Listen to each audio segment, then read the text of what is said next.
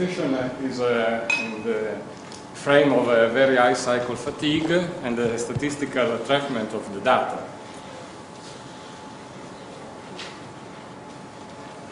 Okay.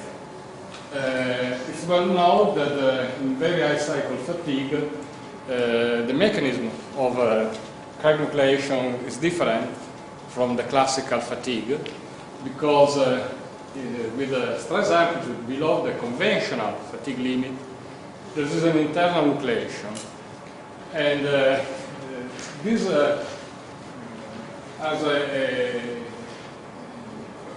problems, some problems in the curve, in the fatigue curve. In fact, from the oldest work in this field, a duplex fatigue curve is proposed to describe the fatigue, the whole fatigue behavior of the material. But here you have some examples of internal nucleation. These pictures are already presented in the conference in Monday from our group for other reasons. And in the framework of the fatigue curves, there is a switch in the interpretation of the fatigue limit that can be considered as a transition stress level between the two mechanisms of crack nucleation. But obviously there is a need to model statistically the data, all the data, to obtain a fatigue, probabilistic fatigue curves. So our group in the past, not so past, proposed a statistical model where the cumulative distribution function is obtained with some consideration on the distribution of the fatigue life when the cracks nucleate in the superficie. The cumulative density function of the cracks that nucleate internally, and this in terms of life, and in terms of stress, the function, the statistical function of the transition stress, usually the log of stress, and of the fatigue limit if exists, because also the presence of a real fatigue limit is a question that is open in this moment. But we can also define this fatigue limit in order to have a complete model. The hypothesis to write this model is that the distribution of the fatigue life or fatigue limit and the transition stress are well separate. Then we have to decide what kind of distribution we can use. As usual, we can consider a normal distribution of the log of the stress. In some cases, we can use also the normal and not the log normal stress. But we find, in our case, we use a log normal distribution for both transition stress and fatigue limit.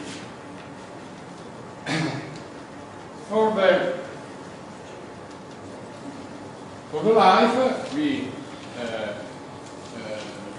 use again a log normal distribution in time, in number of cycles, obviously, for both surface nucleation and internal nucleation. So we have all the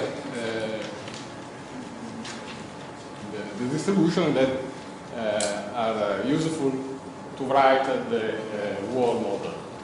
Obviously, also in this case, we can use other distribution than the log normal distribution, for example, a variable distribution or other distribution. But generally, the log normal distribution of the number of cycles is suitable to describe the fatigue data. Also, if our group usually the variable distribution. So, the model, sorry, I have to say also that we can, the mean of the distribution modelized by the Baskin law, as usual. There is a straight line of the life in function of the stress. So we have a model with 10 parameters that must be identified fitting the data. And obviously we have an estimate of these parameters on the basis of the data that are in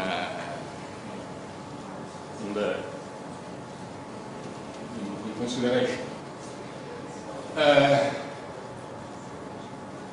If you add the estimation, we fix the probability alpha, and is implicit equation. We can have the life for different values of the stress and of the probability chosen. As an example, we take the some data from the literature. There are it's very difficult to find exact data in literature. This is one of the possibility,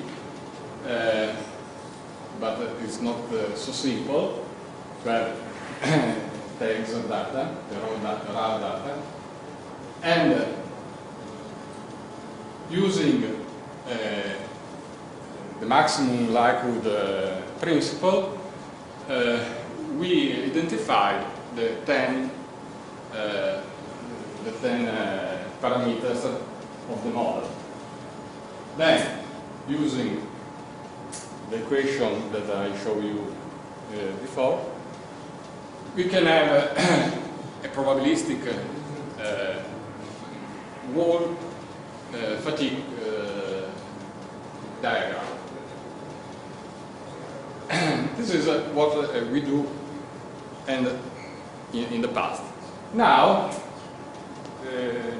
we want to study the transition life, because the model don't give the information about the life where start the internal fractures.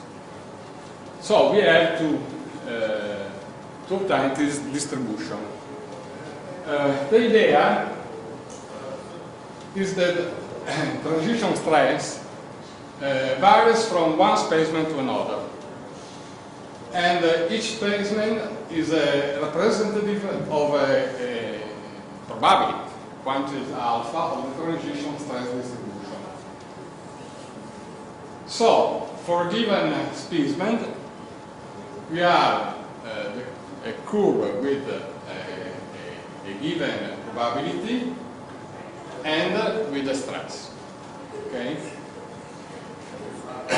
So, from the model, we can have a relation with alpha and the transition stress if the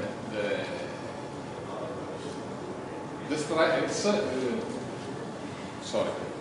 from alpha and transition life fixed the transition stress. So, to simplify the computing process, but it's not mandatory, we consider also that the two distributions are separate. So, the cumulative function of the fatigue limit in the range of the stress, transition stress, is quite 1. Okay. It's asymptotically 1. So it's, there is a more simple equation that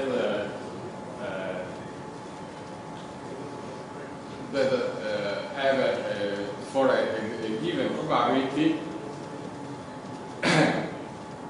the transition line, where the transition stress can be evaluated on the basis of the model parameters that have been calculated with maximum likelihood, the estimate of it. So we can have an heuristic probability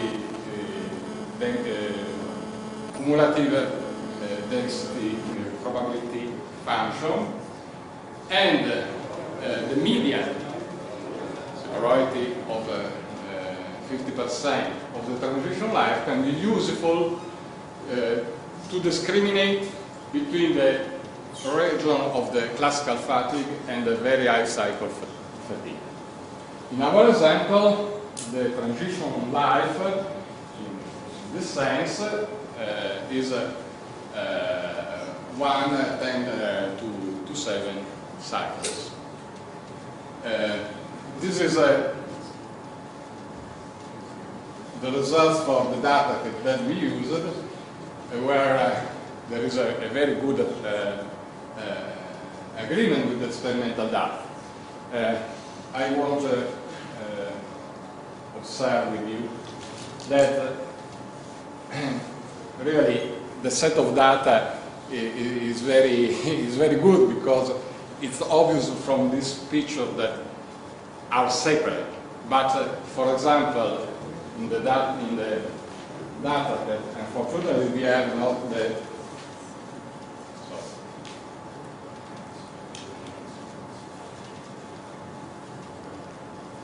in this data of Sakai, it's not so simple to consider the transition life.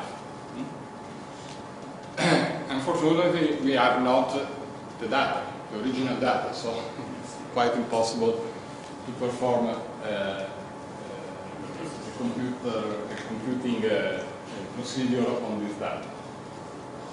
We hope to have some data in future. So, in conclusion, we present a simple procedure to the estimation of the statistical distribution of the fatigue life in a duplex fatigue curve. In our opinion, the estimate distribution can be used to predict, obviously with a confidence level, predict the number of cycles below which surface inflation can occur in fatigue test. And why?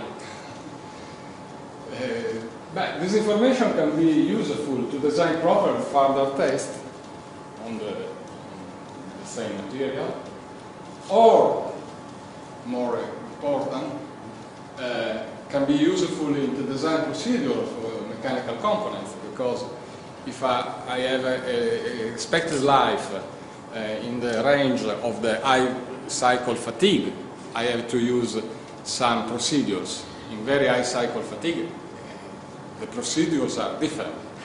And also to select the appropriate diagnostic method. For example, it's not important to use a superficial non-destructive testing method if the cracks start from the internal. So this is the aim of the work, to have this information. Thank you for your attention.